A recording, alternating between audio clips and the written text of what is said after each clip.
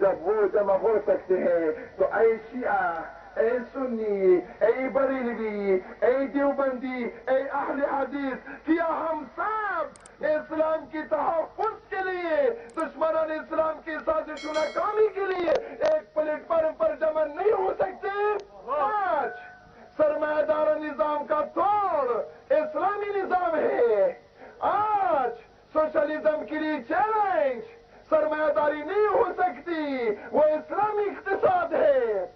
لذا آج نہ امریکہ روس سے ڈرتا ہے اور نہ روس امریکہ سے، بلکہ دونوں اسلام سے ڈرنے لگے ہیں.